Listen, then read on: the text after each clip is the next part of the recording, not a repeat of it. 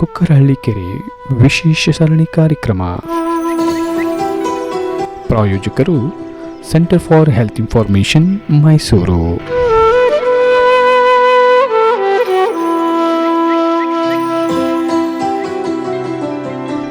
ತಜ್ಞ ವೈದ್ಯರ ಪ್ರತ್ಯೇಕ ಸಲಹೆಗಾಗಿ ಸಂಪರ್ಕಿಸಿ 9517234440.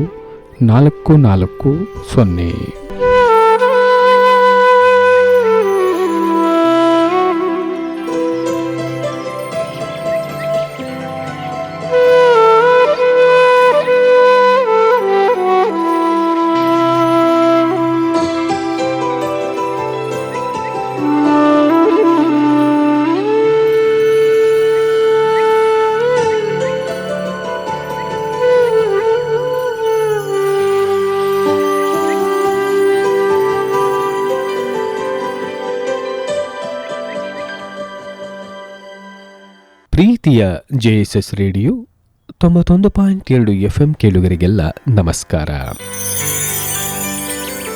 ನಾನು ನಿಮ್ಮ ಬಾನುಲಿ ಗೆಳೆಯ ಶಿವಕುಮಾರ್.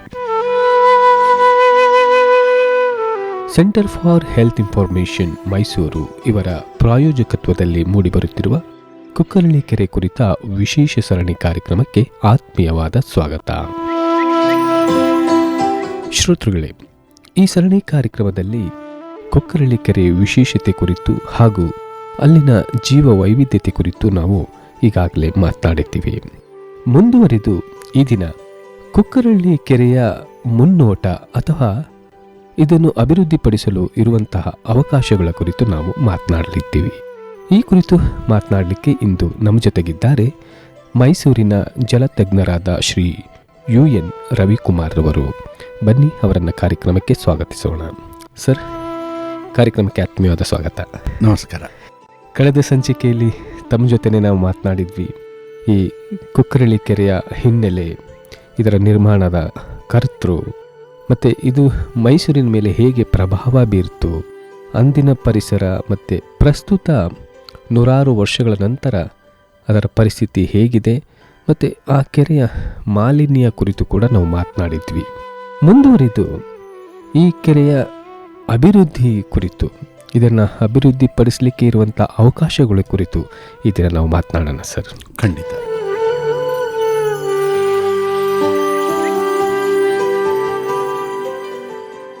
ಸರ್, ಮೊದಲಿಗೆ ವಿಶೇಷವಾಗಿ ಕುಕ್ಕರಹಳ್ಳಿ ಕೆರೆಯ ಅಭಿವೃದ್ಧಿಗೆ ಇರುವಂಥ ಅವಕಾಶಗಳೇನು? ನಾನು ಒಂದು ಹೆಜ್ಜೆ ಹಿಂದೆ ಹೋಗಿ ಸ್ವಲ್ಪ ಹಿಂದಿಂದ ಶುರು ಮಾಡ್ತೀನಿ. ಖಂಡಿತ. ಈ ಕೆರೆಗಳು ಯಾಕೆ ಪ್ರಸ್ತುತ ಅನ್ನೋದಕ್ಕೆ, ನಾವಿರೋದು ಒಂದು ಒಣ ಪ್ರದೇಶ, ಕರ್ನಾಟಕ, ದಕ್ಷಿಣ ಭಾರತ. ಅದರಲ್ಲಿ ಕರ್ನಾಟಕ, ತಮಿಳುನಾಡು, ಆಂಧ್ರ ಅಥವಾ ತೆಲಂಗಾಣ ಇವತ್ತು ಏನಿದೆ, ಇದರಲ್ಲಿ ತುಂಬ ಒಣ ಪ್ರದೇಶ ಇರೋದು. ಇಲ್ಲಿ ಜೀವನ ಸಾಧ್ಯ ಆಗಿದ್ದೇ ಈ ಕೆರೆಗಳ ನಿರ್ಮಾಣದಿಂದ. ಒಂದು ಕಾಲದಲ್ಲಿ, ಈಗ ನಾವು 300 ವರ್ಷ ಹಿಂದೆ ನೋಡಿದ್ರೆ ಕರ್ನಾಟಕದಲ್ಲಿ 30,000ಕ್ಕಿಂತ ಹೆಚ್ಚು ಕೆರೆ ಇತ್ತು ಅಂತಾರೆ. ದಕ್ಷಿಣ ಭಾರತದಲ್ಲಿ ಮುಖ್ಯವಾಗಿ ಕರ್ನಾಟಕ ಮತ್ತು ತಮಿಳುನಾಡಲ್ಲಂತ ಇರೋ ಕೆರೆಗಳು ಪ್ರಪಂಚದ ಸೋಜಿಗಗಳಲ್ಲಿ ಒಂದು. ಯಾಕೆಂದರೆ ವ್ಯವಸ್ಥಿತವಾಗಿ ನೀರನ್ನ ನಿರ್ವಹಣೆ ಮಾಡೋದಕ್ಕೆ ಅನ್ನುವಂಥ ತಂತ್ರಜ್ಞಾನವನ್ನು ಬಳಕೆ ಮಾಡಿಕೊಂಡು ಸಾಂದರ್ಭಿಕ ಸ್ವತ್ತಾದ ಒಂದು ಮಳೆ ನೀರನ್ನು ಸಂಗ್ರಹಣೆ ಮಾಡಿ ವರ್ಷಪೂರ್ತಿ ಜೀವನ ಮಾಡೋಕ್ಕೆ ಸಾಧ್ಯವಾಗುವಂಥ ಒಂದು ಕೆಲಸವನ್ನು ಮಾಡ್ಕೊಂಡು ಬಂದಿದ್ದರು. ನಮ್ಮಲ್ಲಿ ಅನೇಕ ಭೀಕರ ಬರಗಾಲಗಳು ಬಂದಿದೆ, ಸಾವು ನೋವುಗಳಾಗಿದೆ. ಆದ್ರೂ ಇಲ್ಲಿ ಜನ ಉಳ್ಕೊಂಡು ಇಲ್ಲಿ ತಮ್ಮ ಪಟ್ಟಣ ನಗರಗಳನ್ನ ಬೆಳೆಸ್ಕೊಂಡು ಜೀವನ ಮಾಡೋಕ್ಕೆ ಸಾಧ್ಯ ಆಗಿದೆ ಅಂದರೆ ಅದಕ್ಕೊಂದು ಮುಖ್ಯ ಕಾರಣ ಈ ಕೆರೆಗಳ ಜಾಲ. ಬಟ್ ನಮಗೇನಾಗಿದೆ ಇವತ್ತು ಅಂದರೆ ಇದನ್ನು ನೋಡಿ ನೋಡಿ ಒಂದು ಅಭ್ಯಾಸ ಆಗಿದೆ, ರೂಢಿ. ಯಾವಾಗಿಂದ ಇದು ನಮ್ಮ ತಾತನ ಕಾಲದ್ದು ಅಂತ ಅದ್ರ ಮಹತ್ವವನ್ನು ನಾವು ಮರ್ಕೊಳ್ಳೋದ್ರಲ್ಲಿ, ಮನವರಿಕೆ ಮಾಡ್ಕೊಳ್ಳೋದ್ರಲ್ಲಿ ನಾವು ಫೇಲ್ ಆಗಿದ್ದೀವಿ. ಹೌದು. ಈ ಎಷ್ಟೊಂದು ಸುಂದರವಾದ ಕೆರೆ, ನೀವು ಒಂದು ಹಂಪಿಗೆಲ್ಲ ಹೋದರೆ ನಿಮಗೆ ಕಾಣುತ್ತೆ, 550-600 ವರ್ಷಗಳ ಹಿಂದೆ ಮಾಡಿದಂಥ ಕೆರೆ. ಹಾಗೆ ಭಾರತದಾದ್ಯಂತ ಕಾಣುತ್ತೆ. ಇಷ್ಟೊಂದು ಸುಂದರವಾದ ಕಟ್ಟೆಗಳು, ಕಲ್ಯಾಣಿಗಳನ್ನ ಯಾಕೆ ಮಾಡಿದ್ರು? ಯಾಕೆಂದರೆ ಆಗ ಇಂಜಿನಿಯರಿಂಗ್ ತಂತ್ರಜ್ಞಾನ ಈ ಥರ ಇಲ್ಲದೇ ಇದ್ರೂ ಭಾಳ ಕಷ್ಟಪಟ್ಟು ಭಾಳ ಸುಂದರವಾಗಿ ಮಾಡಿದ್ದಾರೆ. ಹೌದು. ಅಂತ ಅದು ನಮಗೂ ಇವಾಗ ಮಾಡೋಕ್ಕಾಗಲ್ಲ ಅನ್ನೋ ಅಷ್ಟು ಮಟ್ಟಿಗೆ ಮಾಡಿದ್ದಾರೆ. ಅದು ಯಾಕೆ ಮಾಡಿದ್ರು ಅಂದರೆ ಒಂದು ಸ್ಪಷ್ಟವಾದ ಮೆಸೇಜ್ ನಮಗೆ ಕಾಣಿಸುತ್ತೆ. ಎಲ್ಲರೂ ಅಷ್ಟೇ, ಈ ಒಂದು ಬರಗಾಲ ಬಂದಮೇಲೆ ಅದರಿಂದ ಬದುಕುಳಿದವರು ಅವರ ಮಕ್ಕಳು ಮೊಮ್ಮಕ್ಕಳಿಗೆ ಒಂದು ಒಳ್ಳೆ ಸ್ಟ್ರಾಂಗ್ ಮೆಸೇಜ್ ಕಳಿಸ್ಬೇಕಿತ್ತು. ಏನಂದರೆ ನೀರನ್ನ ಯಾವತ್ತೂ ನೆಗ್ಲೆಕ್ಟ್ ಮಾಡಿ ನೋಡ್ಕೊಳ್ಳಿ ಅಂತ. ಅದ್ರ ಮೇಲೆ ಬರಹ ಮಾಡ್ಬೋದು. ನಮಗೂ ಇವತ್ತು ನಮ್ಮ ಸಿಲೆಬಸ್ಸಲ್ಲಿ ಬಂದು ಅದು ಹೊರಟೋಗುತ್ತೆ ಪಾಠ ಆಗಿ. ಆದರೆ ಈ ನಿದರ್ಶನಗಳನ್ನ ಮಾಡಿದ್ರೆ ಆ ಜನಪ್ರಿಯ, ಯಾಕೆಂದರೆ ನಮ್ಮಲ್ಲಿ ಬೌದ್ಧಿಕವಾಗಿ ಯೋಚನೆ ಮಾಡ್ತಾ ಇದ್ವಿ, ಭಾವನಾತ್ಮಕವಾದ ಸಂಪರ್ಕವನ್ನೇ ಕಳ್ಕೊಂಡ್ಬಿಡ್ತಾ ಇದ್ವಿ. ಹೌದು. ಹಿಂದೆ ಬೌದ್ಧಿಕದ ಜೊತೆ ಈ ಭಾವನಾತ್ಮಕ ಸಂಪರ್ಕ ಒಂದು ಇರ್ತಿತ್ತು. ಅದು ಜನರನ್ನ ಸಮಾಜಮುಖಿಯಾಗಿ ಇಟ್ಕೊಂಡು ಅದಕ್ಕೆ ಸಮಾಜಕ್ಕೆ ಬೇಕಾದಂಥ ಒಂದು ಅಂಗವಾಗಿ ಕಾಪಾಡುವಂಥ ಜವಾಬ್ದಾರಿ ಬರ್ತಾಯಿತ್ತು. ಹೌದು. ಸೊ ಇವರೆಲ್ಲ ಮಾಡಿದ್ದೂ ಅದನ್ನು ಜಾಗೃತಗೊಳಿಸೋಕ್ಕೆ, ಎಲ್ಲೋ ನಿಮ್ಮ ಹೃದಯವನ್ನು ಅದು ಒಂದು ಭಾವನಾತ್ಮಕವಾಗಿ ಅದು ಸ್ಪಂದಿಸಬೇಕು ಅನ್ನೋದು ಒಂದು ಪ್ರಯತ್ನ. ಇವತ್ತಿನ ಯುಗದಲ್ಲೂ ಇದು ಭಾಳ ಪ್ರಸ್ತುತ. ಯಾಕೆಂದರೆ ಇದ್ರದ್ದು ಪ್ರಸ್ತುತ ಏನೂ ಕಮ್ಮಿ ಆಗಿಲ್ಲ. ಆಗ ನಾವು ಬರಗಾಲದಿಂದ ಚೇತರಿಸ್ಕೊಂಡಿದ್ರು. ಇನ್ನು ಬರೋ ದಿವಸಗಳಲ್ಲಿ ಹವಾಮಾನ ವೈಪರೀತ್ಯ ಅಂದರೆ ನಾವು ಹೆಚ್ಚು ಮಳೆ ನೋಡ್ತಾ ಇದ್ವಿ, ಬಟ್ ಬರಗಾಲಗಳು ಬರಕ್ಕಿದೆ. ಹೌದು. ಆ ಬರಗಾಲಗಳು ಬಂದಾಗ ಅದರ ಭೀಕರತೆಯಿಂದ ತಪ್ಪಿಸ್ಕೊಳ್ಳೋಕ್ಕೆ ನಮಗೆ ಇರುವ ಕೆಲವೇ ಒಂದು ಸಾಧನಗಳು ಅಂದರೆ ನಮ್ಮ ನೀರಿನ ಸದ್ಬಳಕೆ, ಒಂದು ನೀರಿನ ಸದ್ಬಳಕೆಯ ಸಂಸ್ಕೃತಿ, ಇನ್ನೊಂದು ನೀರಿನ ಜಾಗೃತಿ, ಇನ್ನೊಂದು ನೀರಿನ ಸಂರಕ್ಷಣೆ. ಯಾಕೆ ನಾವು ಈಗ ಸಂರಕ್ಷಣೆ ಮಾಡದೇ ಇದ್ದರೆ, ಈಗ ನಾವು ಇಲ್ದೇ ಬೆಂಕಿ ಬಿದ್ದಾಗ ಬಾವಿ ತೋಡೋದು ಅಂತ ಒಂದು ಹೇಳ್ತೀವಿ, ಅದೇ ಆ ರೀತಿ ಆಗುತ್ತೆ ನಮ್ಮದು.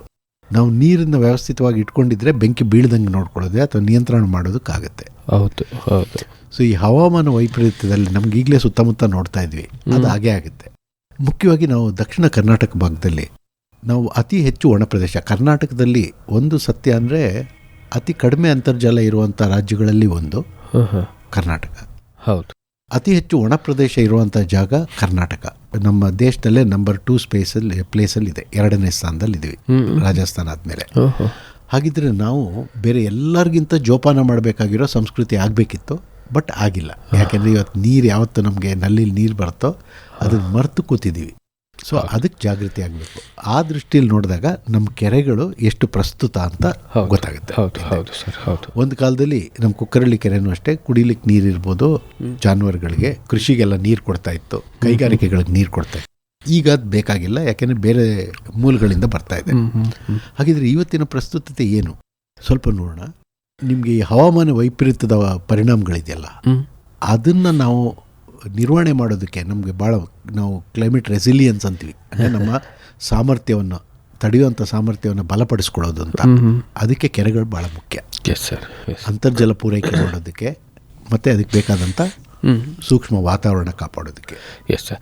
ಅಲ್ಲ, ಇದನ್ನು ನೀವು ಮುಂದುವರಿಸೋಕ್ಕೆ ಮುಂಚೆ ತಾವು ಈಗ ಏನು ಹೇಳಿದ್ರಿ, ನಾನು ನಮ್ಮ ಮೈಸೂರಿನ ಕುಕ್ಕರಳ್ಳಿ ಕೆರೆ ಕುರಿತು, ಅದರ ಅಭಿವೃದ್ಧಿಗೆ ಇರುವಂಥ ಅವಕಾಶಗಳ ಕುರಿತು ಕೇಳಿದಾಗ ಸ್ವಲ್ಪ ಹಿಂದೆ ಹೋಗಿ ತಾವು ಉಳಿದಂಥ ಕೆರೆಯ ಮಹತ್ವದ ಕುರಿತು ತಾವು ಹೇಳಿದ್ರಿ. ಖಂಡಿತವಾಗಲೂ ಮತ್ತೆ ಮಧ್ಯದಲ್ಲಿ ಇನ್ನೊಂದೇ ಹೇಳಿದ್ರಿ, ನಮ್ಮ ಹತ್ರ ಇರುವುದರ ಕುರಿತಂತೆ ಯಾರಿಗೂ ಅದರ ಬಗ್ಗೆ, ಮಹತ್ವದ ಬಗ್ಗೆ ಅರಿವಿನ ಕೊರತೆ ಇರುತ್ತೆ ಅಂತ, ಅಂದರೆ ಭಾವನಾತ್ಮಕವಾದ ಸಂಬಂಧವನ್ನು ಕಟ್ಟಿಕೊಳ್ಬೇಕಾಗುತ್ತೆ ಅಂತ. ಅಲ್ಲ, ಖಂಡಿತ ತಾವು ಹೇಳಿದ್ರಿ, ದಕ್ಷಿಣ ಭಾರತ ಒಂದು ಕಾಲದಲ್ಲಿ ಒಣಭೂಮಿಯಾಗಿತ್ತು.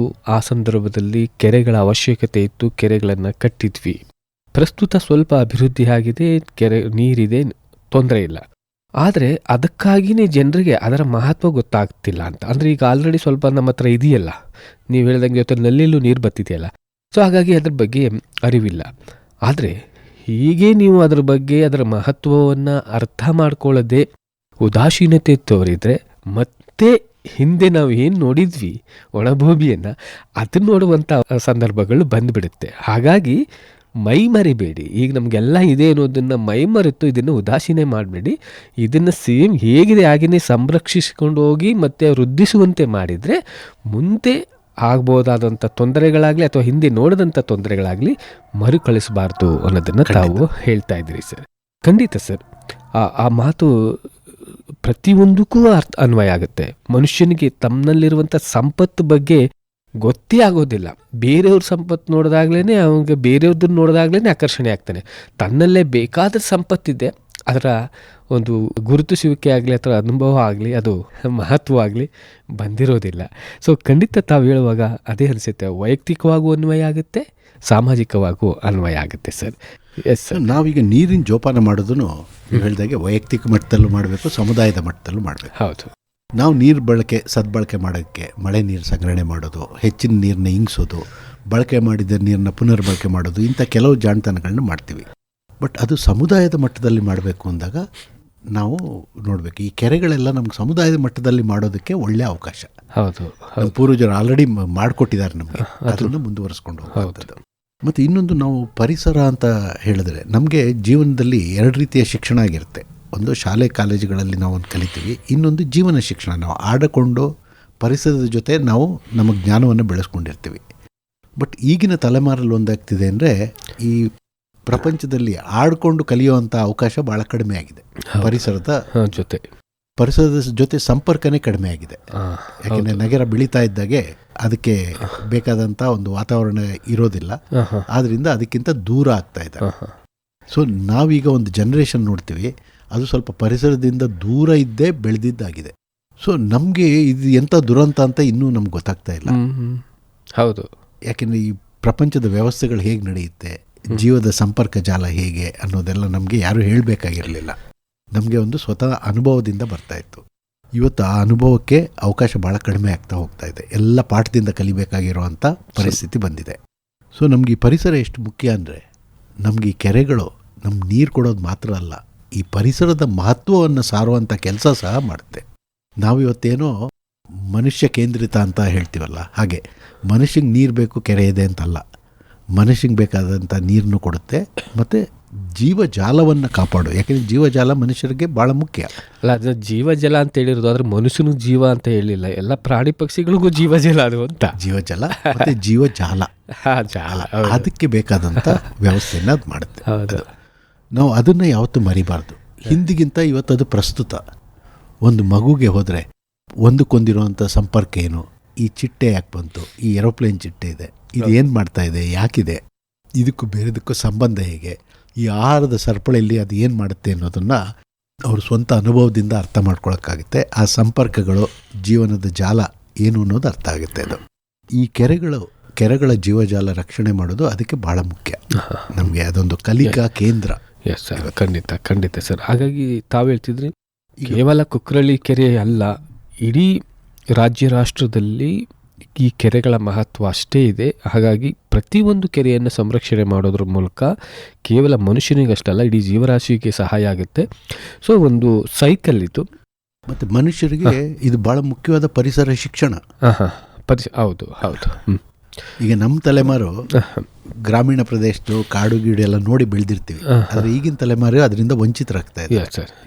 ಸೊ ನಾವು ಇರೋ ಕಡೆನೇ ನಮ್ಗೆ ಸಿಗುವಂಥ ಕೊನೆಯ ಅವಕಾಶ ಅಂದರೆ ನಮ್ಮ ಕೆರೆ ಕಟ್ಟೆಗಳು. Yes sir. ಸೊ ಹಾಗೆ ಒಂದು ಪರಿಸರ ಶಿಕ್ಷಣ ಅಂತ ಏನು ಹೇಳ್ತೀವಿ, ಜೀವನಕ್ಕೆ ಮುಖ್ಯವಾದ ಪರಿಸರ ಶಿಕ್ಷಣಕ್ಕೆ ಒಂದು ಒಳ್ಳೆ ಅವಕಾಶ ಅದು.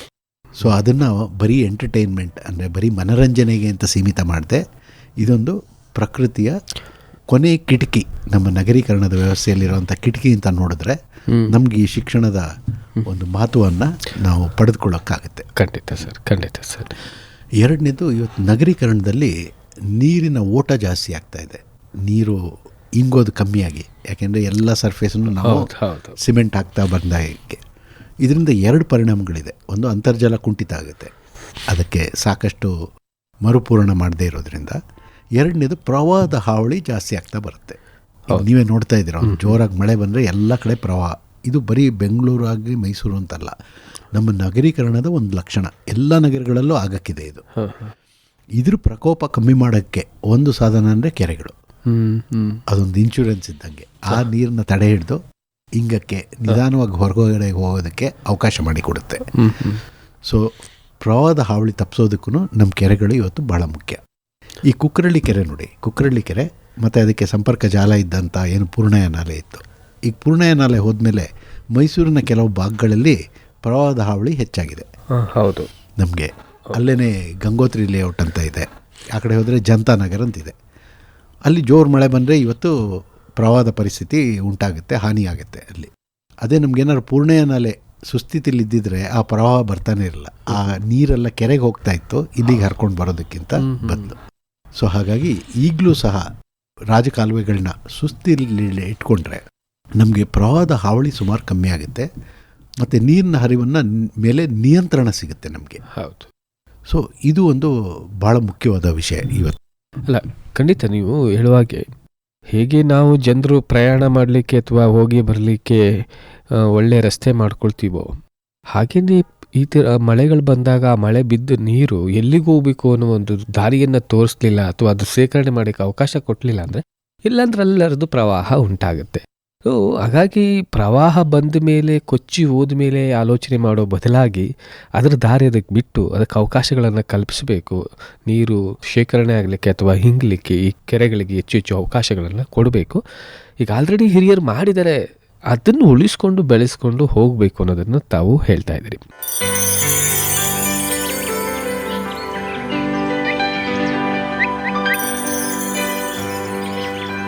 ಕುಕ್ಕರಹಳ್ಳಿ ಕೆರೆ ವಿಶೇಷ ಸರಣಿ ಕಾರ್ಯಕ್ರಮ. ಪ್ರಾಯೋಜಕರು centre for health information, Mysuru.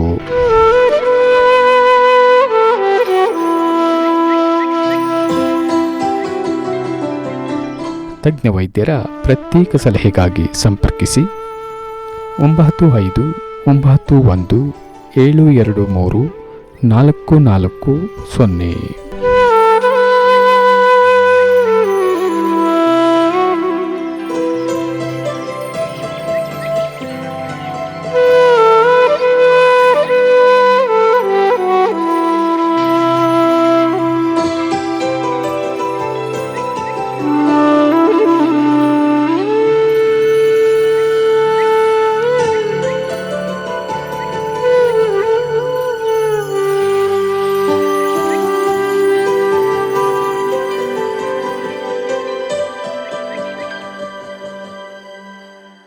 Yes sir, ವಿಶೇಷವಾಗಿ ಈ ಕುಕ್ಕರಳ್ಳಿ ಕೆರೆ ಬಗ್ಗೆ ಮಾತನಾಡೋದಾದರೆ, ಈ ಕುಕ್ಕರಳ್ಳಿ ಕೆರೆ ಮಾಲಿನ್ಯವನ್ನು ತಪ್ಪಿಸಿ ಅದನ್ನು ಅಭಿವೃದ್ಧಿಪಡಿಸಲಿಕ್ಕೆ, ಅದು ಒಂದು ಜನರ ಪರಿಸರಕ್ಕೆ ಪೂರಕವಾಗಿ ಬೆಳೆಸಬೇಕು ಅಂತಂದರೆ ಏನೆಲ್ಲ ಅವಕಾಶಗಳಿದೆ ಅಂತ?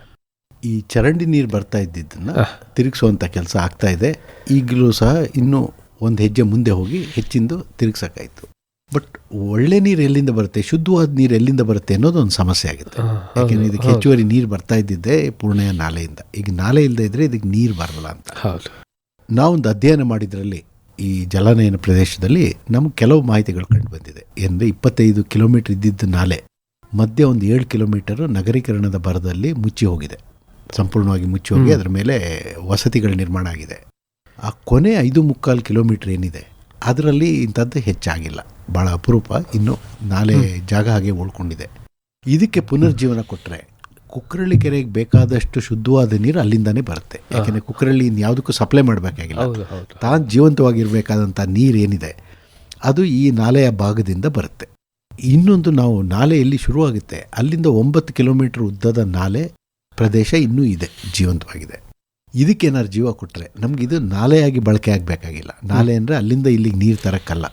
ಅದ್ರ ಮೇಲಿನ ಜಲಾನಯನ ಪ್ರದೇಶ ಒಂದು ಕಾಲದಲ್ಲಿ ಹುಲ್ಲುಗಾವಲು, ಅದಾದಮೇಲೆ ತೋಟಗಳು, ಮತ್ತು ಈಗ ನಗರೀಕರಣ ಆಗ್ತಾ ಇದೆ. ಅಲ್ಲಿ ನಗರೀಕರಣ ಆದಂಗೆ ನಾನು ಹೇಳ್ದಂಗೆ ಹೆಚ್ಚುವರಿ ನೀರು ಓಡಕ್ಕೆ ಶುರುವಾಗುತ್ತೆ. ಇದೊಂದು ದಿಬ್ಬ ಎತ್ತರದ ಪ್ರದೇಶ. ಹಾಗೆ ಓಡಕ್ಕೆ ಬಿಟ್ಟರೆ ಅಲ್ಲಿ ಬಿದ್ದ ಮಳೆ ನೀರು ಅರ್ಧ ಗಂಟೆಯಲ್ಲಿ ಹೋಗಿ ಹೊಳೆ ಸೇರಿಬಿಡುತ್ತೆ. ಈ ಬಿದ್ದ ನೀರು ಈ ದಿಬ್ಬ ಪ್ರದೇಶದಲ್ಲಿ ಅಲ್ಲಲ್ಲೇ ಇಂಗೋ ಥರ ವ್ಯವಸ್ಥೆ ಮಾಡಿದ್ರೆ ನಮಗೆ ನಾಳೆಗೆ ಉಳಿಗಾಲ. ಅದನ್ನು ಮಾಡೋಕ್ಕೆ ನಮಗೊಂದು ಒಳ್ಳೆಯ ಅವಕಾಶ ಕೊಡೋದು ಈ ನಾಲೆ. ನಾವಿಲ್ಲಿ ಅಂತರ್ಜಲ ಇಲಾಖೆ ಜೊತೆ ಸಂಪರ್ಕ ಮಾಡಿ ನೋಡ್ತಾ ಇದ್ದಾಗ ಈ ಪ್ರದೇಶ ಇದೆಯಲ್ಲ, ಯಲವಾಲ ದಿಬ್ಬ ಪ್ರದೇಶ, ಅಲ್ಲಿ ಸುಮಾರು 6 ಕೆರೆಗಳಿದೆ. ಆ 6 ಕೆರೆಗಳ ಒಂದು ಸಂಪರ್ಕ ಜಾಲನೇ ಇದೆ, ಒಂದರಿಂದ ಒಂದು ಕರೆಯೋದು. ಹಾಗೆ ಬಂದು ಉಯಿಲಾಳು ಕೆರೆಗೆ ಬರುತ್ತೆ, ಅಲ್ಲಿಂದ ಮಾದಗಳ್ಳಿ ಕೆರೆಗೆ ಬರುತ್ತೆ, ಅಲ್ಲಿಂದ ಪೂರ್ಣೆಯ ನಾಲೆ ಮೂಲಕ ಕುಕ್ಕರಳ್ಳಿ ಕೆರೆಗೆ ಬರ್ತಾ ಇತ್ತು. ಈಗಲೂ ಸಹ 9 ಕಿಲೋಮೀಟರ್ ನಾಲೆಯನ್ನು ಸುಸ್ಥಿತಿ, ಅದಕ್ಕೇನಾದ್ರು ಈ ಕೆರೆ ನೀರನ್ನು ಹರಿಸ್ಬೇಕಾಗಿಲ್ಲ. ಅಲ್ಲಿ ಆ ಪ್ರದೇಶದಲ್ಲಿ ಬಿದ್ದ ಮಳೆ ನೀರನ್ನ ಅಲ್ಲೇನಾದರೂ ಬಂದು ತಡೆದು ಇಂಗೋದಕ್ಕೆ ವ್ಯವಸ್ಥೆ ಮಾಡಿದ್ರೆ ಈ ಪ್ರದೇಶ ನಗರೀಕರಣ ಆಗ್ತಾ ಇದ್ರು ಸಾಕಷ್ಟು ನೀರು ಅಂತರ್ಜಲ ಪೂರೈಕೆಗೆ ಇಂಗುವಂಥ ವ್ಯವಸ್ಥೆ ಆಗುತ್ತೆ. ಇದೊಂದು ಸೆಕ್ಯೂರಿಟಿ. ನಮಗೆ ಇಂಥದ್ದು ನಗರಗಳಲ್ಲಿ ಮಾಡೋಕ್ಕಾಗಲ್ಲ, ಯಾಕೆಂದರೆ ಜಾಗದ ಕೊರತೆ ಅಂತಿಲ್ಲ. ಇಲ್ಲಿ ನಮ್ಮ ಮಹಾರಾಜರ ಒಂದು ಕೊಡುಗೆಯಾಗಿ ನಗರ ಪ್ರದೇಶದಲ್ಲೇ ಇದು ಹರಿದು ಹೋಗ್ತಾ ಇರೋದ್ರಿಂದ ಈ ನಾಲೆ ಇನ್ನೂ ಇದೆ. ಸೊ ಈ ನಾಲೆನ ರೀಪರ್ಪಸಿಂಗ್ ಅಂತೀವಿ. ಏನಂದರೆ ಒಂದು ಪುನರ್ಚಿಂತನೆ ಮಾಡಿ ಇದಕ್ಕೆ ನಾವು ಕುಕ್ಕರಳ್ಳಿ ಕೆರೆಗೆ ನೀರಿಗೆ ಅಲ್ಲ, ಅದಕ್ಕೆ ಕೊನೆ 5.5 ಕಿಲೋಮೀಟರ್ ಸಾಕು. ಇನ್ನು 9 ಕಿಲೋಮೀಟರ್ಗೆ ಆ ಎತ್ತರ ಪ್ರದೇಶದಿಂದ ಬರೋ ನೀರು ಇಲ್ಲೇ ಇಂಗೋ ಥರ ಮಾಡಿದ್ರೆ ನಮಗೆ ನಾಳೆ ನೀರಿನ ಸುಸ್ಥಿತಿ ಇರುತ್ತೆ. ಕರೆಕ್ಟ್. ಸೊ ಈ ನಾಲೆ ಒಂದು. ಇನ್ನೊಂದು, ಆ ಕೆರೆ ಸಂಪರ್ಕ ಜಾಲದಲ್ಲಿ ರಾಜ ಕಾಲುವೆಗಳಿರ್ತಲ್ಲ, ಆ ಕಾಲುವೆಗಳೆಲ್ಲ ಇಲ್ಲಂದರೆ ಶಿಲಾಪದರ ಕೆಳಗಿನ ಶಿಲಾಪದರದಲ್ಲಿ ಕೊರಕಲ್ಗಳಿರುತ್ತೆ, ಲಿನಮೆಂಟ್ಸ್, ಕ್ರ್ಯಾಕ್ಸ್ ಆ್ಯಂಡ್ ಫಿಶರ್ಸ್ ಅಂತ ಹೇಳ್ತೀವಿ. ಅಂತರ್ಜಲ ಇಂಗೋದಕ್ಕೆ ಅದು ಒಳ್ಳೆ ಜಾಗ. ಈಗಲೂ ಇದೆ, ಈಗ ಕೆಲಸ ಮಾಡ್ತಾ ಇದೆ. ನಮ್ಮಲ್ಲಿ ಒಂದು ದುರಂತ ಆಗೋದೇ ಅಂದರೆ ಅದನ್ನು ಚರಂಡಿ ನಿರ್ಮಾಣ ಮಾಡಿ ನಾವು ಸಿಮೆಂಟ್ ಮಾಡೋಕ್ಕೆ ಹೋದರೆ ಈ ಅವಕಾಶವನ್ನು ನಾವು ವಂಚಿತರ ಹೋಗ್ತೀವಿ. ಅದಾಗದೇ ಇದ್ದಂಗೆ ಈ ರಾಜಕಾಲುವೆಗಳನ್ನ ಹಾಗೇನೆ ಉಳಿಸ್ಕೊಂಡು ಸ್ವಲ್ಪ ಅದ್ರ ಬಫರ್ ಅಂದರೆ ಅದರ ಆ ಕಡೆ ಈ ಕಡೆ ಪ್ರದೇಶವನ್ನು ಸ್ವಲ್ಪ ರಕ್ಷಣೆ ಮಾಡಿಬಿಟ್ರೆ ನಮಗೆ ಇದೊಂದು ಶಾಶ್ವತವಾದ ಪರಿಹಾರ ಆಗುತ್ತೆ. ಯಾಕೆಂದರೆ ಬಿದ್ದ ನೀರು ತಾನಾಗೇ ಹೆಚ್ಚು ಕೆಲಸ ಇಲ್ಲದೆ ಅಂತರ್ಜಲ ಪೂರೈಕೆ ಮಾಡೋದಕ್ಕೆ ಸಹಾಯ ಮಾಡುತ್ತೆ. ಸೊ ಈ ಜಾಲ, ಕೆರೆಗಳು ಮತ್ತು ಈ ಪೂರ್ಣಯ್ಯ ನಾಲೆ ಇದಿಷ್ಟನ್ನ ಸಂರಕ್ಷಣೆ ಮಾಡಿದ್ರೆ ನಮಗೆ ಅಂತರ್ಜಲ ಪೂರೈಕೆಗೆ ಒಂದು ಮಹತ್ವವಾದ ಕೊಡುಗೆ ಆಗುತ್ತೆ. ಎಸ್ ಸರ್, ಅಂದರೆ ಕುಕ್ಕರಳ್ಳಿ ಕೆರೆಯ ನೀರಿನ ಮೂಲ ಹೇಗೆ ಪೂರ್ಣಯ್ಯ ನಾಲೆ ಆಗಿತ್ತು, ಅದು ಒಂದೊಳ್ಳೆಯ ನೀರು, ಮಳೆ ನೀರು, ಶುದ್ಧ ನೀರು ಹರಿದು ಬಂದು ಅಲ್ಲಿ ನಿಲ್ತಾ ಇತ್ತು. ಆವಾಗ ಪರಿಸರ ಕೂಡ ಸ್ವಚ್ಛವಾಗಿ ಇತ್ತು. ಈಗ ಪೂರ್ಣಯ್ಯ ನಾಲೆಯ ಬದಲಾಗಿ ಚರಂಡಿಗಳ ಮೂಲ ಆಗೋಗಿದೆ ಅಂತ. ಚರಂಡಿಗಳಲ್ಲಿ ಹರಿದು ಬಂದ ನೀರು ಮಾತ್ರ ಅಲ್ಲಿ ಶೇಖರಣೆ ಆಗ್ತಾ ಇದೆ. ಆದರೆ ಅದರ ಜೊತೆ ಈ ಪೂರ್ಣಯ್ಯ ನಾಲೆಯಿಂದ ಬರುವಂಥ ಒಳ್ಳೆಯ ನೀರು ಕೂಡ ಬಹಳ ಮುಖ್ಯ ಆಗುತ್ತೆ. ಸೊ ಹಾಗಾಗಿ ಈಗಲೂ ಕೂಡ ಅವಕಾಶ ಇದೆ. ಏನು ಇಲವಾಲದಿಂದ ಬರುವಂಥ ಒಂದಷ್ಟು 6-7 ಕೆರೆಗಳು ಇನ್ನೂ ಕೂಡ ಇದೆ. ಅದನ್ನು ಅಭಿವೃದ್ಧಿಪಡಿಸೋದ್ರ ಮೂಲಕ ಅಲ್ಲಿಗೂ ನೀರಿನ ಅಂತರ್ಜಲವನ್ನು ಹೆಚ್ಚಿಸಲಿಕ್ಕೆ ಸಾಧ್ಯತೆ ಇದೆ. ಮತ್ತು ಉಳಿದಂಥ ನೀರು, ಹರಿದು ಬಂದ ನೀರು ಪೂರ್ಣಯ್ಯ ನಾಲೆಯ ಮೂಲಕ ಮತ್ತು ಕೆರೆ, ನಮ್ಮ ಕುಕ್ಕರಳ್ಳಿ ಕೆರೆಗೆ ಸೇರುವಂಥ ಅವಕಾಶಗಳಿದೆ. ಸೊ ಹಾಗಾಗಿ ಒಳ್ಳೆ ನೀರು ಹರಿದು ಬರುವಂಥ ಅವಕಾಶಗಳು ಇನ್ನೂ ಇದೆ. ಆದರೆ ಅದನ್ನು ಇನ್ನಷ್ಟು ಅಭಿವೃದ್ಧಿಪಡಿಸಲಿಕ್ಕೆ ಅವಕಾಶ ಮಾಡಿಕೊಡ್ಬೇಕು ಅಂತ ಹೇಳ್ತಾ ಇದ್ದಾರೆ. ಹಾಗಿದ್ರೆ ಒಂದು ಅಂತರ್ಜಲ ಮಂಡಳಿ ಅದೇನಿದೆ ಅದು ಈ ಕೆಲಸವನ್ನು ಕೈಗೊಳ್ಳಬೇಕಾಗತ್ತೆ. ಸೊ ಈ ಮಾಲಿನ್ಯಕ್ಕೆ ಹೆಚ್ಚು ಮಾಲಿನ್ಯ ಆಗ್ತಿರುವ ಬಹುಮುಖ್ಯ ಕಾರಣಗಳ ಕಳೆದ ಸಂಚಿಕೆಯಲ್ಲಿ ತಾವು ಹೇಳಿದ್ರಿ. ಈ ಚರಂಡಿ ನೀರು ಕುಕ್ಕರಳ್ಳಿ ಕೆರೆಗೆ ಬರಬಾರ್ದಂಗೆ ನೋಡ್ಲಿಕ್ಕೆ ಅವಕಾಶಗಳಿದೆಯಾ, ಅಥವಾ ಅವಕಾಶ ಇಲ್ಲ, ಬೇರೆ ದಾರಿ ಇಲ್ಲ ಅಂದರೆ ಬೇರೆ ಏನು ಪರ್ಯಾಯಗಳಿದೆ? ಅವಕಾಶ ಇದೆ. ಅದಕ್ಕೆ ಈಗ ಒತ್ತಡ ಹಾಕಿ ಅದನ್ನು ಆಗ್ತಾ ಇದೆ. ಮತ್ತು ಇನ್ನೊಂದು ಅವಕಾಶ ಅಂದರೆ ಚರಂಡಿ ನೀರನ್ನ ಸಂಸ್ಕರಣೆ ಮಾಡಿ ಬಿಡುವಂಥದ್ದು. ಬಟ್ ಈ ನಗರದ ಪ್ರದೇಶದಲ್ಲಿ ಸಂಸ್ಕರಣೆಗೆ ಜಾಗ, ನಿರ್ವಹಣೆ, ನಮ್ಮಲ್ಲಿ ಇದುವರೆಗೆ ಒಂದೇನೆಂದರೆ ನಿರ್ವಹಣೆಯಲ್ಲಿ ಹೆಚ್ಚು ಗಮನ ಕೊಡ್ತಾ ಇಲ್ಲ. ಹೌದು, ಒಂದು ಬಂಡವಾಳ ಹೂಡಿ ಆಗುತ್ತೆ, ಅದು ನಿರ್ವಹಣೆ ಇಲ್ಲದೆ ಮುಚ್ಚಿ ಹೋಗೋದು, ಕೆಲಸ ಮಾಡದೇ ಇರೋದಿರುತ್ತೆ. ಅದು ಆಗಬಾರ್ದು. ಸೊ ಅದಕ್ಕೂ ಅವಕಾಶ ಇದೆ. ಬಟ್ ಮುಖ್ಯವಾಗಿ ನಮ್ಗೆ ಬೇಕಾಗಿರೋದು ಶುದ್ಧವಾದ ನೀರು ಹರಿಯೋ ಥರ ಮಾಡಿದ್ರೆ ನಮಗೆ ಸಮಸ್ಯೆ ಕಡಿಮೆ. ಮೊದಲು ಅದು ಮಾಡಬೇಕಾಗಿದೆ. ಸಂಸ್ಕರಣೆ, ಈಗ ಪಕ್ಕ ಮಾನಸ ಗಂಗೋತ್ರಿ ಇದೆ, ಅಲ್ಲಿಯ ನೀರನ್ನ ಸಂಸ್ಕರಣೆ ಮಾಡಿ ಕೆರೆಗೆ ಹರಿಸುವಂಥ ಒಂದು ಅವಕಾಶ ಇದೆ. ಮುಂದಿನ ದಿನಗಳ ಅಂಥ ಅವಕಾಶಗಳನ್ನು ಸಹ ನಾವು ಬಳಕೆ ಮಾಡ್ಕೋಬೋದು. ಹೌದು ಹೌದು ಹೌದು. ಅಂದರೆ ನಾವು ಯಾವುದೇ ನೀರಾಗಲಿ, ಚರಂಡಿ ನೀರಾಗಲಿ, ಬೇರೆ ಏನೋ ಆದರೂ ಆಗಲಿ, ನಮಗೆ ಅದನ್ನು ಆರಂಭದಲ್ಲಿರುವಂತಹ ಉತ್ಸಾಹ ಅದರ ನಿರ್ವಹಣೆಯಲ್ಲಿ ಕಳ್ಕೊಂಡು ಬಿಡ್ತೀವಿ. ಬಹುಶಃ ಈ ಮಾಲಿನ್ಯಕ್ಕೆ ಅದು ಬಹುತೇಕ ಕಾರಣ ಅಂತ ಅನಿಸುತ್ತೆ. ಸೊ ತಾವು ಹೇಳ್ತಾ ಇದ್ದೀರಿ, ಒಂದು ಚರಂಡಿ ನೀರನ್ನು ನದಿಗೆ ಅಥವಾ ಕೆರೆಗೆ ಬಿಡುವಂಥ ಸಂದರ್ಭಗಳು ಬಂದರೂ, ಬೇರೆ ದಾರಿ ಇಲ್ಲ ಅಂತ ಅಂದರೂ ಕೂಡ, ಆದರೆ ಅದನ್ನ ಸಂಸ್ಕರಣೆ ಮಾಡಿ ಬಿಡುವಂಥ ಇದನ್ನು ನಾವು ಮಾಡಬೇಕಾಗುತ್ತೆ. ಅದು ನಮ್ಮ ಪ್ರೈಮರಿ ರೆಸ್ಪಾನ್ಸಿಬಿಲಿಟಿ ಆಗಿಯೇ ತೊಗೋಬೇಕಾಗತ್ತೆ. ಇಲ್ಲಾಂದ್ರೆ ನಾವು ಜನರಿಗೆ ವಿಷ ಉಣಿಸ್ದಂಗೆ ಆಗುತ್ತೆ, ಅಥವಾ ಪ್ರಾಣಿ ಪಕ್ಷಿಗಳಿಗೂ ಕೂಡ ವಿಷ ಉಣಿಸ್ದಂಗೆ ಆಗತ್ತೆ. ಸೊ ಅದನ್ನು ಒಂದು ಸಿಟಿ ಕಾರ್ಪೊರೇಷನ್ ಆಗಲಿ ಅಥವಾ ಅಲ್ಲಿಗೆ ಸಂಬಂಧಪಟ್ಟಂಥ ಅಧಿಕಾರಿ ವರ್ಗ ಅದನ್ನು ಮಾಡಬೇಕಾಗತ್ತೆ. ಎರಡನೇದು, ಈ ಕುಕ್ಕರಳ್ಳಿ ಕೆರೆಗೆ ಮೂಲವಾದಂತಹ ಪೂರ್ಣಯ್ಯ ನಾಲೆಯನ್ನು ಮತ್ತು ಅದರ ಹಿಂದೆ ಇರುವಂಥ ಕೆರೆಗಳನ್ನು ಅಭಿವೃದ್ಧಿಪಡಿಸಲಿಕ್ಕೆ ಮತ್ತಷ್ಟು ಯೋಜನೆ ಆಗಬೇಕು. ಮತ್ತು ತಾವು ಹೇಳಿದ್ರಿ, ಈಗ ನಗರ ಪ್ರದೇಶದಲ್ಲಿ ಈ ಸಂಸ್ಕರಣೆಗೆ ಕೆಲವು ವಿಚಾರಕ್ಕೆ ಜಾಗ ಇಲ್ಲ, ಈಗ ಅದು ಕಷ್ಟ ಆಗಿದೆ. ಅದೇ ಪರಿಸ್ಥಿತಿಗೆ ನಾವು ಹಿಂದೆ ಇರುವಂಥ ಇಲವಾಲ ಪ್ರದೇಶವೂ ಕೂಡ ಆಗಬಾರ್ದು ಅಂತ. ಆದರೆ ಅದಕ್ಕೆ ಪೂರ್ವಯೋಜಿತವಾಗಿ ಈಗಲೇ ಅದಕ್ಕೆ ನಾವು ಪ್ಲ್ಯಾನ್ ಮಾಡಿಕೊಂಡ್ರೆ ಇವತ್ತಿನ ನಾವು ಇನ್ನು ಆಗಲ್ಲ ಅಂತ ಇದ್ದೀವಿ, ಆ ಪರಿಸ್ಥಿತಿಗೆ ನಾವು ಬರೋಕ್ಕಾಗತ್ತಿಲ್ಲ ಅಂತ. ಸೊ ಹಾಗಾಗಿ ಅಲ್ಲಿಗಾದರೂ ಹೆಚ್ಚಿನ, ಈಗ ನಾನು ಆಗೋಗಿರೋದನ್ನು ಏನೂ ಮಾಡಲಿಕ್ಕಾಗಲ್ಲ, ಓಕೆ ಒಪ್ಕೊಳ್ಳೋಣ ಒಂದು ಹಂತಕ್ಕೆ, ಆದರೆ ಮುಂದೆ ಆಗ್ಬೋದಾದನ್ನು ತಡೆಗಟ್ಟಕ್ಕೆ ಅವಕಾಶ ಅಂತ ನಮಗಿದೆಯಲ್ಲ, ಸೊ ಅದನ್ನು ಮಾಡಬೇಕು ಅಂತ ತಾವು ಹೇಳ್ತಾ ಇದ್ರಿ. ಎಸ್ ಸರ್, ಈ ನಿಟ್ಟಿನಲ್ಲಿ ಯಾರ್ಯಾರ ಪಾತ್ರ ಬಹುಮುಖ್ಯ, ಎಲ್ಲರ ಸಹಕಾರ ಮುಖ್ಯ ಆಗುತ್ತೆ. ಸೊ ನೀವು ಹೇಳೋದಾದರೆ ತುರ್ತಾಗಿ ಯಾರೆಲ್ಲ ಈ ಕ್ರಮವನ್ನು ಕೈಗೊಳ್ಳಬೇಕಾಗತ್ತೆ ಅಥವಾ ಈ ಕಾರ್ಯದಲ್ಲಿ ಪಾಲ್ಗೊಳ್ಬೇಕಾಗತ್ತೆ? ಒಂದು ಜಿಲ್ಲಾಡಳಿತ, ಯಾಕೆಂದರೆ ಇದು ಪೂರ್ತಿ ರೆವಿನ್ಯೂ ಇಲಾಖೆಯ ಕೈಯಲ್ಲಿರೋದ್ರಿಂದ ಜಿಲ್ಲಾಡಳಿತ. ಇದಕ್ಕೆ ಬೇಕಾದಂಥ ರಾಜಕೀಯ ಇಚ್ಛಾಬಲ ಇರಬೇಕು. ಒಂದು ಸಂಪನ್ಮೂಲ, ಆ ಸಂಪನ್ಮೂಲನೂ ಎಲ್ಲಿ ಬರುತ್ತೆ ಅಂದರೆ ಅದಕ್ಕೆ ರಾಜಕೀಯ ಇಚ್ಛಾಬಲ ಇರಬೇಕು. ಹೌದು ಹೌದು. ಸೊ ಆ ರಾಜಕೀಯ ಇಚ್ಛಾಬಲ ಬರೋ ಥರ ಮಾಡೋದಕ್ಕೆ ಜನರಲ್ಲಿ ಒಂದು ಇಚ್ಛಾಬಲ, ಒಂದು ಸಾಮರ್ಥ್ಯ ಇರಬೇಕು. ಹೌದು. ಯಾಕೆಂದರೆ ಮಾಹಿತಿಯನ್ನು ಸರಿಯಾಗಿ ಅವ್ರಿಗೆ ವಿವರಿಸಿ ನಮ್ಮ ಮೈಸೂರಿಗೆ ಇದರ ಅಗತ್ಯತೆ ಏನು ಅಂತ ಅವ್ರಿಗೆ ಮನವರಿಕೆ ಮಾಡಿದ್ರೆ ಅವರು ಸಹ ಅದನ್ನು ಭಾಳ ಜವಾಬ್ದಾರಿಯಿಂದ ಮುಂದೆ ತಗೊಂಡು ಹೋಗೋಕ್ಕಾಗುತ್ತೆ. ಸೊ ಇದು 3 ಜನ ಸೇರಿದ್ರೆ ಮಾತ್ರ ಇದಾಗೋದು, ಬರೀ ಅಧಿಕಾರಿ ವರ್ಗದಿಂದ ಆಗುವಂಥದ್ದಲ್ಲ. ಹೌದು ಹೌದು. S sir, yes sir. So ಒಂದು ಜನ ಸಮುದಾಯವನ್ನೇ ಒಂದು ಎಚ್ಚರಿಸೋದು ಒಂದು ಅಗತ್ಯ ಇದೆ. ಹೌದು. ಯಾಕೆಂದರೆ ಎಲ್ಲರೂ ಈಗ ಸಣ್ಣದಾಗಿ ನಮ್ಮ ಸ್ವಾರ್ಥ ನಂದು ಅಂತ ನೋಡುವಂಥ ಕಾಲದಲ್ಲಿ ಸ್ವಲ್ಪ ವಿಸ್ತಾರವಾಗಿ ಒಂದು ಸಮುದಾಯದ ಒಳಿತು ಏನು ಅಂತ ನೋಡುವಂಥದ್ದು ಕೆಲಸ ಆಗಬೇಕು. Yes sir, yes. ಅದಕ್ಕೂ ಅವಕಾಶ ಇದೆ. ಅದನ್ನು ಮಾಡಿದ್ರೆ ನಾವು ಜಿಲ್ಲಾಡಳಿತವನ್ನು ಎಚ್ಚರಗೊಳಿಸಿ ಮತ್ತು ಹಾಗೆ ನಮ್ಮ ಚುನಾಯಿತ ಪ್ರತಿನಿಧಿಗಳಿಗೂ ಸಹ ಇದನ್ನು ಮನವರಿಕೆ ಮಾಡಿಸಿದ್ರೆ ಜೊತೆಗೆ ಕೆಲಸ ಮಾಡಿ ಬದಲಾವಣೆಯನ್ನು ತರೋಕ್ಕಾಗುತ್ತೆ. ಮೈಸೂರನ್ನ ಒಂದು ಒಳ್ಳೆ ಮಾದರಿ ಅಂತ ಮಾಡೋಕ್ಕಾಗುತ್ತೆ. ನಮ್ಮ ಮೈಸೂರಲ್ಲಿ ಇನ್ನೊಂದು ಅವಕಾಶ ಇರೋದು ಅಂದರೆ ನಮ್ಮ ರಾಜಮನೆತನ. ಹೌದು ಹೌದು. ಯಾಕೆಂದರೆ ಈ ನಮ್ಮ ಏನು ಸಾಂಸ್ಕೃತಿಕ ಬಂಡವಾಳ ಅಂತ ಹೇಳ್ತಾ ಇದ್ದೀವಿ, ಈ ಕೆರೆಗಳು, ಅದಕ್ಕೆಲ್ಲ ಮೂಲ ಕಾರಣ ಅವರೇ ಮಾಡಿದ್ದು.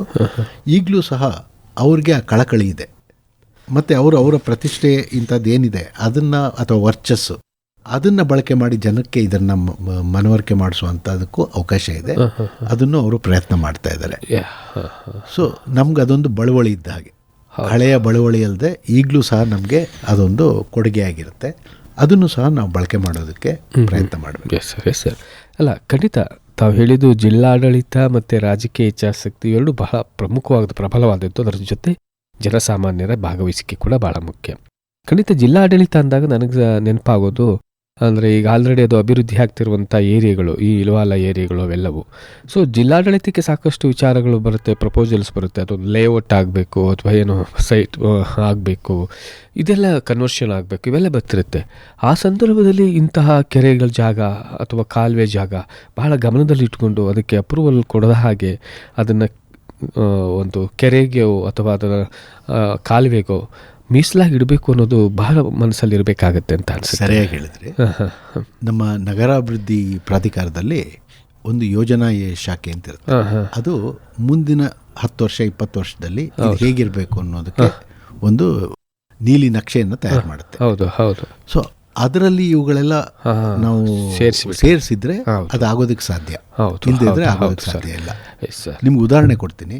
ಹಿಂದೆ ಈ ಥರ ಒಂದು ಮೂಲ ನಕ್ಷೆ ಮಾಡೋದ್ರಲ್ಲಿ ಲಿಂಗಾಂಬುದಿ ಕೆರೆ ಏನಿದೆ ಅದ್ರ ಮೇಲೇನೆ ನಮ್ಮ ರಿಂಗ್ ರೋಡ್ ಅಂತ ಏನು ಬರ್ತಾ ಇದೆ ಅದನ್ನು ಕೂತು ಅದ್ರ ಮೇಲ್ಗಡೆನೆ ಓಡೋ ಥರ ನಕ್ಷೆಯಲ್ಲಿ ಮಾಡಿದ್ರು. ಆಗೆಲ್ಲ ಕೇಳಿದ್ರೆ ಅಯ್ಯೋ ಇದು ಬರೀ ನಕ್ಷೆಯಲ್ಲಿ ಮಾಡಿದಾಗ ನೋಡೋಣ ಅಂತ. ಬಟ್ ಯೋಜನೆ ಬಂದ ಮೇಲೆ ಬದಲಾವಣೆ ಮಾಡೋಕ್ಕಾಗಲ್ಲ. ಹೌದೌದು. ನಾವು ಭಾಳ ಹೋರಾಟ ಮಾಡಿ ಕೊನೆಗೆ ಅದಕ್ಕೆ ಫಂಡಿಂಗ್ ಏಜೆನ್ಸಿ ಇತ್ತಲ್ಲ, ಹಣಕಾಸು ಸಂಪನ್ಮೂಲ ಕೊಡ್ತಿದ್ದು ಏಷ್ಯನ್ ಡೆವಲಪ್ಮೆಂಟ್ ಬ್ಯಾಂಕ್ ಅಂತ, ಅವ್ರಿಗೆ ಸಂಪರ್ಕ ಮಾಡಿ ಅವ್ರಿಗೆ ಮನವರಿಕೆ ಮಾಡಿದ್ಮೇಲೆ ಒಂದು ಆಲಿಕೆ ಆಯಿತು, ಪರಿಸರದ ಆಲಿಕೆ. ಅದರಲ್ಲಿ ನಮ್ಮ ಕಡೆ ಬಂದಿದ್ರಿಂದ ನಿರ್ಧಾರ ಇವತ್ತು ರಿಂಗ್ ರೋಡ್ ಮೈಸೂರಲ್ಲಿ ಒಂದು ತಿರುವಿದೆ, ಲಿಂಗಾಂಬುದಿ ಕೆರೆ ಮೇಲೆ ಹೋಗ್ತಾ ಇಲ್ಲ, ಆ ಥರ ತಿರುವು ಮಾಡೋಕ್ಕಾಯ್ತು. ಬಟ್ ಅದಕ್ಕೆ ಭಾಳ ಶ್ರಮ ಪಡಬೇಕಾಯ್ತು. ಖಂಡಿತ ನೀವು ಹೇಳಿದ್ರಲ್ಲ, ಜನಸಾಮಾನ್ಯರ ಭಾಗವಹಿಸಿಕೆ ಇದು ಇಲ್ಲಿ ಬರುತ್ತೆ. ಅದು ಹೌದು. ಸೊ ಅದು ಒಂದು ಉದಾಹರಣೆ. ಇನ್ನೊಂದು ಈ ಪೂರ್ಣಯ್ಯ ನಾಲೆ ಅಂತ ನೋಡಿದಾಗ ಇದಾದ್ಮೇಲೆ ಈ ನಾನು ಲಿಂಗಾಂಬುದಿ ಹೇಳಿದೆ, ಅದಾಗಿ 20 ವರ್ಷ ಆದಮೇಲೆ ಇದಕ್ಕೊಂದು ಮಾಸ್ಟರ್ ಪ್ಲ್ಯಾನ್ ತಯಾರಾಗಿದೆ. 2031 2031 ಮೂಲ ನಕ್ಷೆ ಇದು. ಅದರಲ್ಲಿ ಪೂರ್ಣಯ್ಯ ನಾಲೆ ಅರ್ಧ ತೋರಿಸ್ಬಿಟ್ಟು ಇನ್ನರ್ಧ ಪೂರ್ಣಯ್ಯ ನಾಲೆ ಮಾಯ ಆಗ್ಬಿಟ್ಟಿದೆ. ಸೊ ನಮ್ಮ ಯೋಜನಾ ಹಂತದಲ್ಲೇ ಆ ಥರ ಆದರೆ, ಯಾಕೆಂದರೆ ರೆವಿನ್ಯೂ ಮ್ಯಾಪಲ್ಲಿದೆ, ರೆವಿನ್ಯೂಲಿದೆ. ನಿಮಗೆ ದಿಶಾಂಕ್ ಅಂತ ಇವತ್ತೊಂದು ಆ್ಯಪ್ ಬರುತ್ತೆ, ನಿಮ್ಗೆ ರೆವಿನ್ಯೂ ಲ್ಯಾಂಡ್, ಅದರಲ್ಲಿ ನಾಲೆ ಇದೆ. ಆದರೆ ನಮ್ಮ ಡೆವಲಪ್ಮೆಂಟ್ ಪ್ಲ್ಯಾನಲ್ಲಿ ನಾಲೆನೇ ಅರ್ಧ ಮಾಯ ಆಗುವಂಥ ಕೆಲಸ ಆಗುತ್ತೆ. ಇದು ಆಗಬಾರ್ದು. ಅದಕ್ಕೆ ನೀವು ಸರಿಯಾಗಿ ಹೇಳಿದ್ರಿ, ನಮ್ಮ ಯೋಜನೆಯಲ್ಲಿ ಮುಂದಾಲೋಚನೆಯಿಂದ ಇದನ್ನು ಮಾಡಿದ್ರೆ ರಕ್ಷಣೆ ಮಾಡೋಕ್ಕಾಗುತ್ತೆ. ಸರಿ, ಇಂತಹ ಯೋಜನೆಗಳನ್ನು ಜಿಲ್ಲಾಡಳಿತ ಮಾಡಿ ಅಥವಾ ಯಾರು ಇದರ ಮುಂದಾಳತ್ವ ವಹಿಸಿದರೆ ಅವರು ಮಾಡಿ ರಾಜಕೀಯ ಕ್ಷೇತ್ರಕ್ಕೆ ಬಿಟ್ಟರೆ ಅದರ ಅಪ್ರೂವಲ್ಗೆ ಅಥವಾ ವಿಶೇಷವಾಗಿ ರಾಜಕೀಯ ಸಪೋರ್ಟ್, ಚುನಾಯಿತ ಪ್ರತಿನಿಧಿಗಳು ಅದಕ್ಕೆ ಸಪೋರ್ಟ್ ಆಗಿ ನಿಂತು ಕೆಲಸ ಮಾಡಲಿಕ್ಕೆ ಸಾಧ್ಯ ಆಗುತ್ತೆ. ಫಸ್ಟು ಆಡಳಿತ ವರ್ಗ ಇಲ್ಲಿಗೆ ಕಮ್ಯುನಿಕೇಟ್ ಮಾಡಬೇಕು, ಸೊ ಅದು ಅಪ್ರೂವಲ್ ಮಾಡಬೇಕು. ಇದನ್ನು ಜನರು ಕೂಡ ಗಮನಿಸಬೇಕು. ತಾವು ಹೇಳಿದ್ರಲ್ಲ, ಲಿಂಗಾಂಬುದಿ ಕೆರೆ ಮೇಲೆ ಹೋಗ್ತಾ ಇದೆ ನಕ್ಷೆ ಅನ್ನೋದನ್ನು ಜನಸಾಮಾನ್ಯರು ಗಮನಿಸಬೇಕು. ಸೊ ಹಾಗೆ ಗಮನಿಸಿದಾಗ ಮಾತ್ರ ಅದನ್ನು ಸರಿಪಡಿಸ್ಲಿಕ್ಕೆ ಸಾಧ್ಯ. ಸೊ ಹಾಗಾಗಿ ಈ ಮೂರು ಕೂಡ ಬಹಳ ಇಂಪಾರ್ಟೆಂಟು ಅಂತ ಹೇಳಿದ್ರಿ. ಒಂದು ಆಡಳಿತ, ಜಿಲ್ಲಾಡಳಿತ, ರಾಜಕೀಯ ಇಚ್ಛಾಶಕ್ತಿಗಳು ಮತ್ತು ಸಾಮಾಜಿಕ ಕಳಕಳಿಯುವಂಥ ಜನರು, ಸಾಮಾನ್ಯ ಜನರು, ಇಷ್ಟು ಒಟ್ಟಿಗೆ ಸೇರಿದರೆ ಈ ಥರದೊಂದು ಅಭಿವೃದ್ಧಿ ಕೆಲಸವನ್ನು ಮಾಡಲಿಕ್ಕೆ ಸಾಧ್ಯ ಇದೆ. S sir, yes sir. ಒಟ್ಟಾರೆ ಹೇಳೋದಾದರೆ ಈ ಕುಕ್ಕರಳ್ಳಿ ಕೆರೆಯ ಅಭಿವೃದ್ಧಿಗೆ ಏನು ಸಲಹೆಯನ್ನು ನೀಡ್ತೀರಿ, ಒಟ್ಟಾರೆ ಹೇಳೋದಾದ್ರೆ, ಅಥವಾ ಒಂದು ಸಂದೇಶವನ್ನು ನೀಡೋದಾದ್ರೆ? ಅಲ್ಲ, ಇದಕ್ಕೆ ಈ ಸಂರಕ್ಷಣೆ ಭಾಳ ಮುಖ್ಯ ಅಂತ ಇದನ್ನೊಂದು ಒಳ್ಳೆ ಉದಾಹರಣೆ ಆಗೋ ಥರ ಮಾಡ್ಬೋದು. ನಾನು ನಿಮಗೆ ಹೇಳ್ತಾ ಇದ್ದೆ, ಇಲ್ಲಿ ಬಯೋಡೈವರ್ಸಿಟಿ, ಜೀವ ವೈವಿಧ್ಯ ಅಂತ, ಇದೊಂದು ಜೀವ ವೈವಿಧ್ಯ ತಾಣ. ಯಾಕೆ ಬೇಕು ಇದು ಅನ್ನೋದೇ ಒಂದು ಪ್ರಶ್ನೆ ಬರುತ್ತೆ. ಆವಾಗ ಒಂದು ಸಮುದಾಯ ಪ್ರಜ್ಞೆ ಇರಬೇಕು. ಯಾಕೆಂದರೆ ಪರಿಸರ ಅಂದರೆ ಎಲ್ಲರೂ ನಾವು ಜೀವಿಗಳು ಅಂತ. ಈ ಕುಕ್ಕರಳ್ಳಿ ಕೆರೆ ಇರೋದ್ರಿಂದ ಅಲ್ಲಿ ಸುಮಾರು 450 ಪ್ರಭೇದದ ಮರಗಿಡಗಳಿದೆ. ಒಂದು 80-90 ರೀತಿಯ ಚಿಟ್ಟೆಗಳಿದೆ. ಒಂದು 15 ಜಾತಿಯ ಸಸ್ತನಿಗಳಿದೆ. ಸೊ ಈ ಥರ ಇಷ್ಟೊಂದು ವೈವಿಧ್ಯತೆ ಒಂದು ನಗರದ ಒಳಗಡೆ ಕಾಣಬೇಕು. ನಾವೀಗ ಮೈಸೂರಲ್ಲಿ ಒಂದು ಜೀವ ವೈವಿಧ್ಯತೆ ಇದೆ ಅಂದರೆ ಅದಕ್ಕೆ ಮುಖ್ಯ ಕಾರಣ ಇಲ್ಲಿಯ ಕೆರೆಗಳು ಮತ್ತು ಚಾಮುಂಡಿ ಬೆಟ್ಟ ಇರೋದ್ರಿಂದ. ಇಲ್ಲದೇ ನಮ್ಮ ಜೀವ ವೈವಿಧ್ಯ ಹೊರಟೋಗಿರುತ್ತೆ. ಸೊ ಅದನ್ನು ಉಳಿಸ್ಕೊಳ್ಳೋದು ಭಾಳ ಮುಖ್ಯ. ಈ ಪೂರ್ಣಯ್ಯ ನಾಲೆ ಇತ್ತಲ್ಲ, ನಾವು ಇದನ್ನು ನೋಡ್ತಾ ಬಂದಾಗ ನಮಗೊಂದು ಆಶ್ಚರ್ಯ ಕಾದಿತ್ತು. ಯಾಕೆಂದರೆ ಇದನ್ನೇನಾದ್ರು ನಾವು ಪುನರ್ಜೀವಗೊಳಿಸಿದ್ರೆ, ಅದು ಎಷ್ಟಾಗುತ್ತೋ ಅಷ್ಟೊಂದು ಪುನರ್ಜೀವಗೊಳಿಸಿದ್ರು ಸುಮಾರು ಒಂದು 10-15 ಕಿಲೋಮೀಟರ್ ಅಷ್ಟು ನಮಗೆ ಒಂದು ಕಂಟಿನ್ಯೂಸ್ ಆಗಿ ಇರುವಂಥ ಒಂದು ಪ್ರದೇಶ ಸಿಗುತ್ತೆ. ನೀರು ಇಂಗಿಸ್ಲಿಕ್ಕಾಗುತ್ತೆ. ಆ ನೀರು ಇಂಗಿಸೋ ಜೊತೆ ಅದು ಸಹ ಜೀವ ವೈವಿಧ್ಯದ ತಾಣ. ಈ ಮೈಸೂರು ಹಿಂದೆ ನಗರಗಳು ಬೆಳೆಯುವಂಥ ಭರಾಟೆಯಲ್ಲಿದ್ದಾಗ ಈ ನಾಲೆ ಇತ್ತಲ್ಲ, ಅದು ಒಂದು ಐಲ್ಯಾಂಡ್ ಆಗಿತ್ತು. ಐಲ್ಯಾಂಡ್ ಅಂದರೆ ಈ ಪ್ರಾಣಿ ಪಕ್ಷಿಗಳಿಗೊಂದು ತಾಣ. 1 ಕಿಲೋಮೀಟರ್ ಸ್ಟ್ರೆಚ್ಚಲ್ಲಿ ಒಂದು ಕಾಲದಲ್ಲಿ 20 ಮೊಲಗಳ ಗೂಡಿತ್ತು ಅಂದರೆ ನೀವೇ ಊಹಿಸ್ಬೋದು. ಊರು ಬರ್ತಾ ಇರೋದ್ರಿಂದ ಖಾಲಿಯಾದಂಥ ಜಾಗ ಅವುಗಳು ಹೋಗಿ ಇಲ್ಲಿ ರಕ್ಷಣೆ ತೊಗೊಂಡಿರುತ್ತೆ.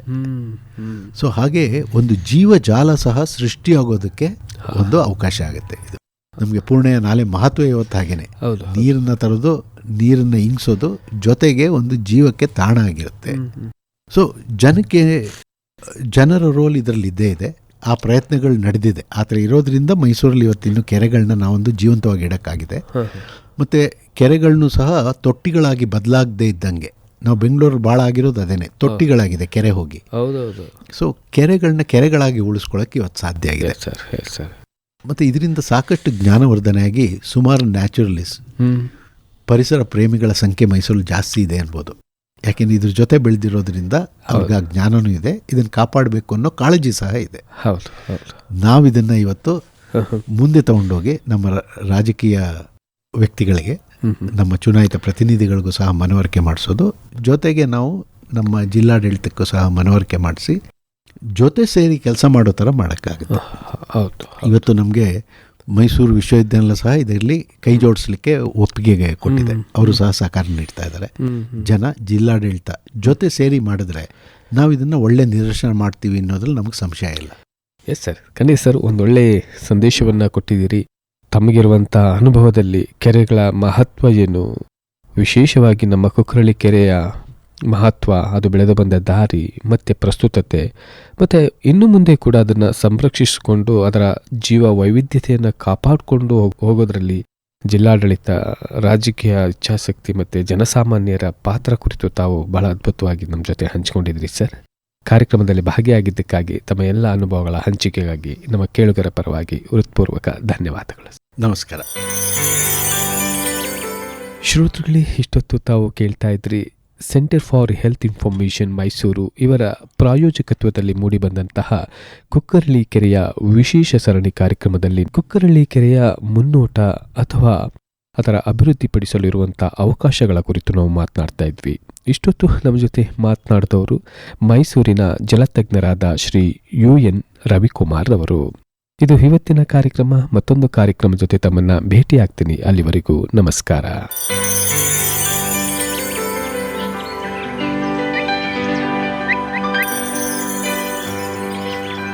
ಕುಕ್ಕರಹಳ್ಳಿ ಕೆರೆ ವಿಶೇಷ ಸರಣಿ ಕಾರ್ಯಕ್ರಮ.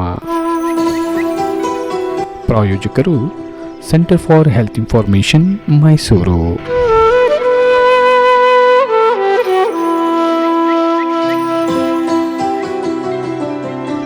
ತಜ್ಞ ವೈದ್ಯರ ಪ್ರತ್ಯೇಕ ಸಲಹೆಗಾಗಿ ಸಂಪರ್ಕಿಸಿ 9591 723 4440.